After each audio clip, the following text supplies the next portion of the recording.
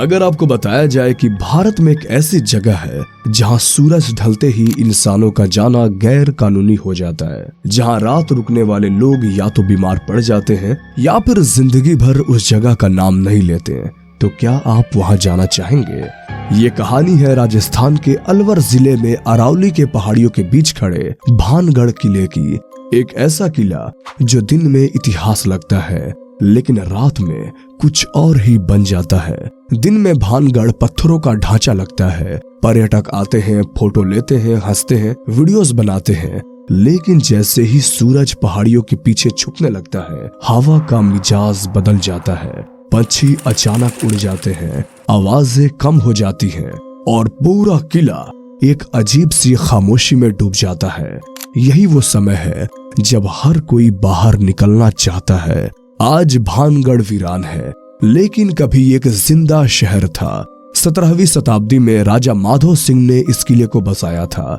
यहाँ बाजार थे, दुकानें थीं, घर थे, मंदिर थे। सुबह व्यापार की आवाजें और रात में दियों की रोशनी पूरे इलाके को रोशन कर देती थी। लोग सुरक्षित महसूस करते थे। किसी ने कभी ये नहीं सोचा था कि यही शहर एक दिन पूरी तरह से खाली हो जाएगा।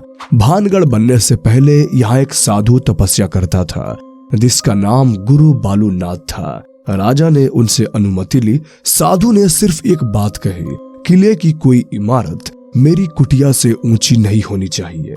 शुरुआत में सब ठीक रहा, लेकिन वक्त के साथ महल ऊंचे होते गए। एक दिन महल की परछाई सीधे साधु की कुटिया पर पड़ गई। कहा जाता है उसी पल साधु ने आंखें खोली और बहुत शांति से कहा, अब इस जगह का अंत शुरू हो चुका है। उस दिन के बाद भानगढ़ में अजीब अजीब घटनाएं होने लगी। शुरुआत में किसी ने तो ध्यान नहीं दिया। कभी किसी बच्चे को बुखार हो जाता, कभी कोई जानवर अचानक मर जाता। लोग कहते थे कि ये मौसम का असर होगा, लेकिन धीरे धीरे घटनाएं बढ़ने लगी। रात में कुछ घरों में खुद ब खुद दरवाजे खुलने लगे। कभी कोई दिखाई नहीं देता था, लेकिन आवाज साफ सुनाई देती थी। भानगढ़ में लोग यही सुनने लगे थे। अब इसके बाद एक और कहानी आती है भानगढ़ की, और वो है वहां की राजकुमारी की। भानगढ़ की राजकुमारी रत्नावती अपने समय की सबसे सुंदर राजकुमारियों में गिनी जाती थी। उनकी सुंदरता के चर्चा दूर दूर तक फैले हुए थे। इन्हीं चर्चों ने एक तांत्रिक का ध्यान खींचा जिसका नाम सिंघिया था। वो राजकुमारी को हर हाल में पाना चाहता था। जब सीधा रास्ता काम नहीं आया तो उसने तंत्र मंत्र का सहारा लिया। कहा जाता है कि उसने इत्र में जादू मिला दिया ताकि राजकुमारी उसे देखते ही उसके वश में आ जाए। लेकिन रत्नावती समझदार थी। उन्हें शक हुआ। उन्होंने इत्र की शीशी जमीन पे फेंक दी। शीशी एक पत्थर से टकराई। पत्थर लुढ़कता हुआ सीधे तांत्रिक पर जा गिरा और यहीं पे सिंघिया की मौत हो गई। मरते समय उसने पूरे किले को श्राप दे दिया और कहा कि यहाँ कोई जिंदगी नहीं बचेगी। उस तांत्रिक की मौत के बाद लोगों ने महसूस किया कि हवा अब भारी रहने लगी है। रात में किले के अंदर कदमों की आवाज आती है, लेकिन बाहर निकलने पर कोई नहीं मिलता। कुछ लोगों ने कहा कि उन्होंने महल की छत पर किसी औरत को खड़े देखा जो पास जाते ही गायब हो जाती है। धीरे धीरे डर लोगों की जिंदगी का हिस्सा बनने लगा। कहा जाता है एक रात पूरा किला अजीब आवाजों से भर गया। लोगों ने अपने घरों में कदमों की आवाजें सुनी। किसी ने हंसने की आवाज सुनी, किसी ने रोने की। कुछ लोगों ने कहा कि उन्हें अपने नाम पुकारे जाने की आवाज आई। जो लोग बाहर निकले वो कभी वापस नहीं लौटे। सुबह हुई तो किले के दरवाजे खुले थे, लेकिन लोग गायब थे। घर थे, मंदिर थे, लेकिन जिंदगी नहीं थी। इतिहास की किताब कहती है कि लोग किला छोड़कर चले गए, लेकिन सवाल ये है इतनी बड़ी आबादी एक रात में कहाँ चली गई? ना कोई शव, ना कोई सामान, ना कोई साफ निशान। क्या लोग सच में भागे थे या फिर यहाँ कुछ ऐसा हुआ जिसे कभी लिखा ही नहीं गया? आज भी जो लोग दिन में भानगढ़ जाते हैं वो कहते हैं कि यहाँ हवा भारी लगती है।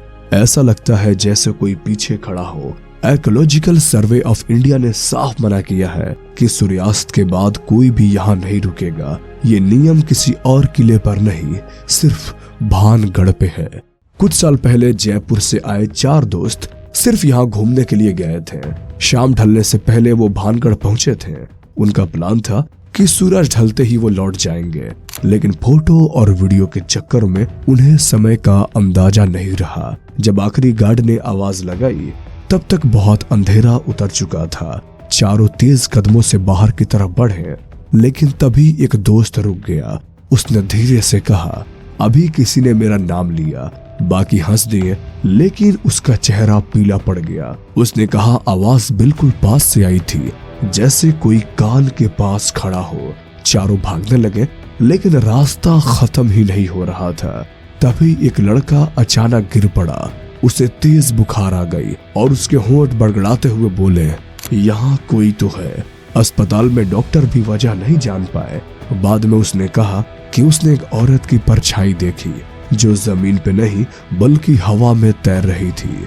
उसके बाद उनमें से कोई कभी भानगढ़ नहीं गया। भानगढ़ के घर आज भी खड़े हैं, दरवाजे ऐसे जैसे लोग जल्दी में भागे हों। कुछ घरों में चूल्हे हैं लेकिन आग नहीं है। कुछ जगह बच्चे के खिलौने पड़े हैं। ये कहा जाता है कि जो यहाँ बसने की कोशिश करता है उसका घर अपने आप टूट जाता है। शाम होते ही भानगढ़ फिर खाली हो जाता है। हवा ठंडी, आवाजें गायब और किला अपने असली रूप में आ जाती है। आज भी भानगढ़ इंतजार कर रहा है उन लोगों का जो लौट कर नहीं आए, या शायद उन आत्माओं का जो आज भी यहाँ कैद है। भानगढ़ सिर्फ एक किला नहीं है, ये एक चेतावनी है। कुछ जगह छोड़ी नहीं जाती, वो खुद इंसानों को छोड़ देती हैं। तो अगली बार जब आपसे कोई कहे कि डर सिर्फ दिमाग का वहम होता है, तो एक बार भानगढ़ को याद कर लेना, क्योंकि यहाँ डर कहानी की नहीं बनता, यहाँ हवा में खुला होता है। यहाँ दीवारें बोलती नहीं लेकिन बहुत कुछ छुपाती हैं। यहाँ रास्ते दिखते हैं लेकिन मंजिल तक नहीं ले जाते। दिन में ये जगह इतिहास का किताब लगती है, लेकिन रात में ये एक सवाल बन जाती है। एक ऐसा सवाल जिसका जवाब आज तक किसी के पास नहीं है। शायद कुछ रहस्य इसलिए रहस्य होते हैं ताकि इंसान अपनी हद याद रख सके, और शायद भानगढ़ भी यही याद दिलाता है कि हर जगह हमारे कदमों के लिए नहीं बनी होती। अगर आपको ये कहानी सिर्फ डरावनी नहीं बल्कि सोचने पर मजबूर करने वाली लगी हो तो इसे शेयर जरूर करना, और ऐसे ही रहस्यमयी, सच्ची और अनकही कहानियों के लिए हमारे चैनल को सब्सक्राइब कर लेना, क्योंकि अगली कहानी शायद किसी जगह की नहीं, शायद किसी इंसान की होगी।